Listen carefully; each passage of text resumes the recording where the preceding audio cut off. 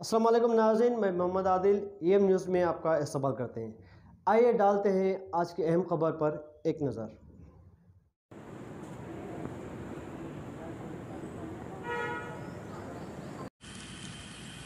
That is in which part? रिक्टम रिक्टम Rectum only. तो बबुल आ रहा है उधर। नहीं मेरे को नहीं हमारा मेरे को नहीं। अस्सलाम वालेकुम, गुड आफ्टरनून। मेरा नाम डॉक्टर मोहम्मद आमिर उस्मानी है। मैं चीफ़ एग्जीक्यूटिव ऑफिसर हूँ मुस्लिम मैटरनिटी एंड चिल्ड्रंस हॉस्पिटल का।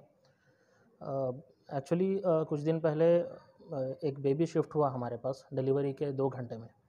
तो वो डिलीवरी प्रीटर्म बेबी था, तो वो बेबी को हम हॉस्पिटल में रिसीव करें और हमारी जो टीम है हेडिंग बाय डॉक्टर विनय कुलकर्णी, वो टीम बेबी को रिसीव किए और प्रॉपर बिल्कुल जो है क्वालिटी केयर दिए उनको। बेबी को प्रीटर्म बेबी को 3-4 दिन अच्छा, बेबी स्टेबल भी था।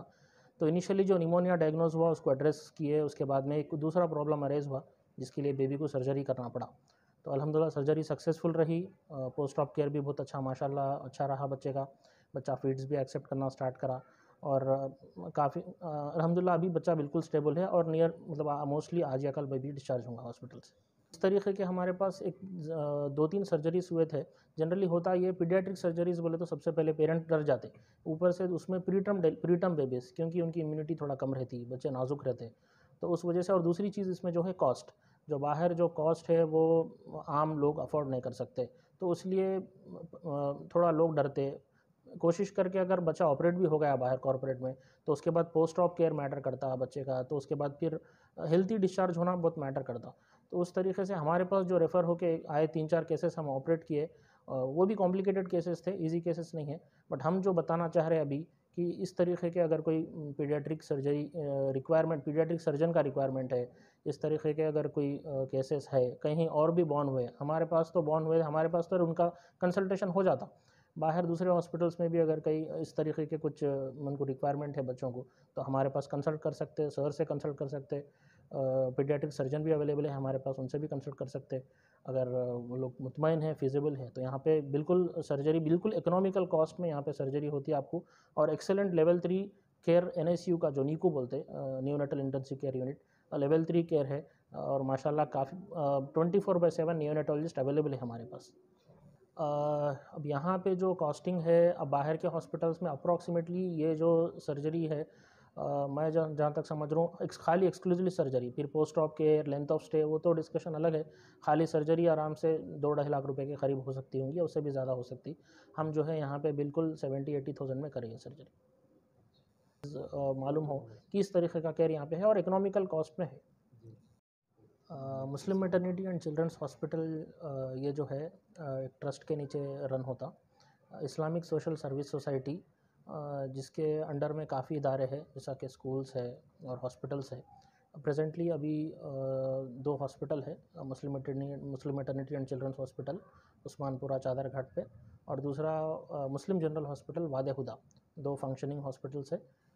तारनाका में भी एक हॉस्पिटल स्टार्ट करने की कोशिश में है। उसी तरीके से टोली चौकी में भी इंशाल्लाह अनकरीब वो भी स्टार्ट होगा। तो ये हॉस्पिटल्स का मोटो जो है ख़ासकर ये है कि quality care at economical prices. मौजूदा जो सिनेरियो है, एक ख़ासकर जो है पोस्ट कोविड जो हालात हो गए लोगों के पास, फाइनेंशियल कंस्ट्रेंट जो हो गए, उस वजह से हेल्थ जो प्राइमरी इम्पॉर्टेंट चीज़ है सबकी लाइफ में, तो उसको हासिल करने के लिए लोग बहुत परेशान हैं। गवर्नमेंट के स्कीम्स है, उससे भी लोग इस्तेफ़ादा हासिल कर रहे हैं, नहीं। बट जो लोग जो लोग मतलब प्राइवेट में बताना चाह रहे हैं जिसको है, उस वजह उसमें जो है जो कॉस्ट अफोर्ड नहीं कर सक रहे बाहर, तो उस तरीके के लोगों को ऐसे हॉस्पिटल्स में बिल्कुल इकोनॉमिकल चार्जेस या प्राइजेस में जो है उनको क्वालिटी केयर हासिल होगा इंशाल्लाह। Myself, Dr. Vinay Kulkarni, neonatologist and head of the department at Muslim Maternity and Children's Hospital. तो आज मैं आपके साथ जो इन्फॉर्मेशन शेयर करने जा रहा हूँ एक ऐसी प्रीटर्म बच्चे की है जो 1.9 किलो बर्थ हुआ था बाहर के एक हॉस्पिटल में, और हमारे पास 2 घंटे के उम्र में आया था। तो बेबी जब हमारे पास आया तो सांस लेने में उसको काफ़ी सारी दिक्कत थी। बहुत ही क्रिटिकल कंडीशन में हमने बेबी को रिसीव किया। उसको असेस करके हमने उसको इनिशियल मैनेजमेंट में वेंटिलेशन और एंटीबायोटिक शुरू किए। फर्स्ट डायग्नोसिस हमारा न्यूमोनिया था। न्यूमोनिया सेटल होने से पहले बच्चे को एक और लाइफ थ्रेटनिंग प्रॉब्लम शुरू हुई, जिसको एब्डोमिनल डिस्टेंशन बोल सकते हैं, मतलब पेट फूल गया था। और कारण पता लगाते हमें पता लगा एक्सरे में कि अंदर इंटेस्टाइन में एक होल है, परफोरेशन जिसको मेडिकल टर्म में बोलते हैं। तो परफोरेशन जो है एक लाइफ थ्रेटनिंग सेप्टिक कंडीशन है इंटेस्टाइन का। तो इसको एड्रेस करने के लिए हमारे टीम ने उसको इमीडिएटली परफोरेशन को ड्रेन किया और फिर हमने सर्जरी किया। सर्जरी में जब हम ओपन करें तो काफ़ी सर्च के बाद हमें रेक्टम के एरिया में परफोरेशन मिला। इस केस की ये खास बात है कि स्मॉल इंटेस्टाइन और लार्ज बवल कोलॉन में तक यूजुअली परफोरेशंस मिल जाते हैं, पर इस बच्चे में रेक्टल परफोरेशन था which was just about 7 to 8 centimetres proximal to the anal verge, जो कि बहुत रेयर एक एंटिटी है। पर nevertheless our team we put hard effort और उस सर्जरी को हमने सक्सीड किया। We made a stoma and postoperatively हमने 5th डे तक बेबी को फीड स्टार्ट किया और अभी बेबी फुल फीड तक भी पहुंच गया। तो the best part about this is the baby needs to be congratulated for fighting such life threatening condition and coming out of it. Thank you. 38 हफ्ते होने के बाद 29वें हफ्ते या 40वें हफ्ते में पैदा होता है, तो उसका वजन 2.5 किलो से लेकर 3.5 किलो तक हो सकता है हमारे इंडियन रेस में। बोलते हैं हम जो पूरे 9 महीने कंप्लीट करके 10वें महीने में 2.5 किलो के ऊपर के वजन में पैदा हो। अगर बच्चा टाइम से पहले होता है तो उसका टाइम से कितना पहले हुआ है और उसका वजन नॉर्मल से कितना कम है, ये दोनों मैटर करती है उसकी ज़िंदगी के आगे भविष्य डिसाइड करने के लिए। मान लीजिए अभी बच्चा सिर्फ 1-2 हफ्ते पहले हो गया और उसका वजन 2 किलो और 2.5 किलो के बीच में है, तो उसका बचना बहुत आसान है आज के available existing standards of care में, क्योंकि वो नॉर्मल से ज़्यादा दूर नहीं है। पर इस बच्चे में या फिर ऐसे कहीं और बच्चे होते हैं जिनको हम क्लासीफाई करते हैं प्री टर्म्स को। मान लीजिए बच्चे 8वें महीने में हुआ, 7वें महीने में हुआ और उसका वजन 1.5 किलो के कम है, मतलब 1500 ग्राम से कम है अगर, तो उसको हम VLBW बोलते हैं, मतलब वेरी लो बर्थ वेट। और इससे भी कम अगर मान लो 6ठे या 7वें महीने में हुए, उनका वजन 1000 ग्राम से भी कम है, मतलब 1 किलो से भी कम है, तो उनको हम बोलते हैं ELBW, extremely low birth weight babies. तो VLBW और ELBW बेबीज में क्या होता है, नॉर्मल बच्चों से भी अलग ट्रीटमेंट देना पड़ता है। रीज़न क्या है, उन्होंने अभी बाहर के एनवायरनमेंट में अडेप्ट होकर सर्वाइव करने की कैपेसिटी उनमें नहीं रहती। इम्यूनिटी से लेके सारे ऑर्गन्स, उनको हेड टू टो सभी ऑर्गन्स इमेच्योर रहते हैं और उनके लिए एक स्पेशलाइज्ड केयर देना पड़ता है। उनको एक नर्सिंग इंक्यूबेटर में रखना पड़ता है और उन्हें मैच्योर होने तक उनको अच्छे से नर्चर करके ग्रो करवाना पड़ता है। और वो एक पर्टिकुलर साइंस ही नहीं है, एक आर्ट भी है जिसमें हम पेरेंट्स को भी एट अ स्टेज इन्वॉल्व करते हैं, तो उसको डेवलपमेंटल केयर बोलते हैं, ताकि वो आगे उन्हीं बच्चों के काबिल हो जो अदरवाइज उन्होंने अगर नॉर्मल टाइम पे नॉर्मल वेट से पैदा होते तो उनका जो एबिलिटी है 5 साल बाद, तो इनका एबिलिटी उनके बराबर होना चाहिए, वैसा केयर देना है। प्रॉब्लम हुआ करके ही टाइम से पहले डिलीवरी होती है, जैसे मदर को BP हाई हो गया, शुगर प्रॉब्लम आ गई, थायराइड प्रॉब्लम आ गई, फिट्स आ गए, हैबिट्स और एनवायरमेंटल पोल्यूशन, इन सब को मिला के जो है पहले के जो बीमारियां थी बहुत लेट आने वाली थी, आजकल थोड़े जल्दी आ रहे हैं। हमारा lifestyle, lack of exercise, sedentary बैठे रह के काम करना, ये सब इसके लिए जिम्मेदार है।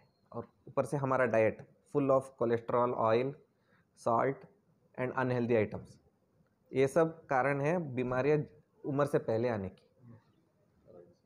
लोफर है, मेहदीपट्टनम में रहते हैं। वहाँ पर प्राइवेट हॉस्पिटल में डिलीवरी हुई। बच्चे की कंडीशन बहुत ख़राब थी उस वक्त। वहाँ से यहाँ पर लाया गया मुस्लिम मैटरनिटी हॉस्पिटल में। उसके बाद यहाँ पर इलाज बहुत अच्छा हुआ। आगे आगे डॉक्टर्स भी बहुत अच्छा इलाज करे, कोऑपरेट करे। Aamir sir, Kulkarni sir, Vinay Kumar sir का बहुत शुक्रिया अदा करना चाहते हैं।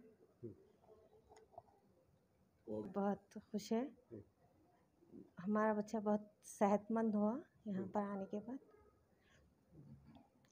अस्सलामुअलैकुम, मैं बेबी नीलोफर का दादा हूँ, मोहम्मद ताहिरुद्दीन। मेहदीपट्टनम में रहता हूँ। जब वहाँ पर एक प्राइवेट हॉस्पिटल में मेरी बहू की डिलीवरी हुई, लड़का हुआ, और वो लड़के की कंडीशन बहुत वीक थी और उस वक्त समझ में नहीं आया। एक हमारे दोस्त ने जो है सो यहाँ पर मुस्लिम मैटरनिटी हॉस्पिटल चादरघाट का एड्रेस दिए। हम यहाँ पर आए। हमारे यहाँ के जनाब मोहम्मद आमिर उस्मानी साहब, चीफ एग्जीक्यूटिव ऑफिसर हॉस्पिटल, आते उन्होंने हिम्मत बांधी, बोले कि यहाँ पर बेहतरीन ट्रीटमेंट होता है, आप घर आने की ज़रूरत नहीं। हमको बहुत हिम्मत दिए और जैसे हम यहाँ एडमिट किए, बच्चे में थोड़ा थोड़ा इम्प्रूवमेंट होना शुरू हुआ। बच्चे में 2-3 जो है सो पहले बीमारियाँ जो है सो मालूम हुई। यहाँ के जो डॉक्टर्स हैं, जो HOD हमारे विनय कुलकर्णी साहब, और एक डॉक्टर साहब हैं विनय कुमार साहब, बहुत ही तजुर्बेकार डॉक्टर्स हैं। और ये डॉक्टर्स के मशवरों पर हम चलते रहे। निमोनिया जो है सो बच्चे का जो है सो कम हो गया। उसके बाद फिर दूसरा मर्ज था, आर्टरी और वेन के बीच में एक होल था, वो होल भी जो है सो एंटीबायोटिक के ज़रिए से वो लोग कम किए। और बार बार जो है सो हमारे यहाँ के हॉस्पिटल के CO साहब मोहम्मद आमिर उस्मानी साहब बुलाते रहे, काउंसलिंग करते रहे, हिम्मत रखिए आप, कुछ नहीं होगा, हम बिल्कुल अच्छा ट्रीटमेंट देंगे। तो इसमें और एक मर्ज़ जो है सो बच्चे को निकला, उसके रेक्टम में एक छोटा सा होल है, ऑपरेशन बहुत ज़रूरी है। तो एक बेहतरीन डॉक्टर को जो है सो साहब ने जो है सो CO साहब यहाँ पर बुलाए।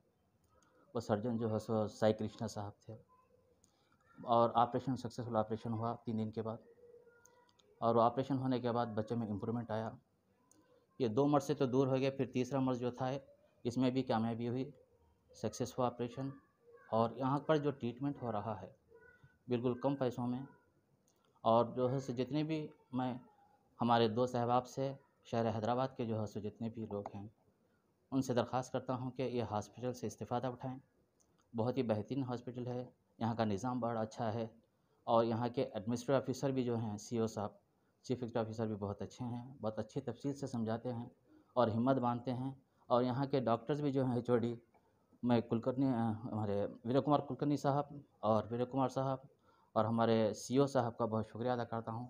और यहाँ का तमाम स्टाफ भी जो नर्सेस हैं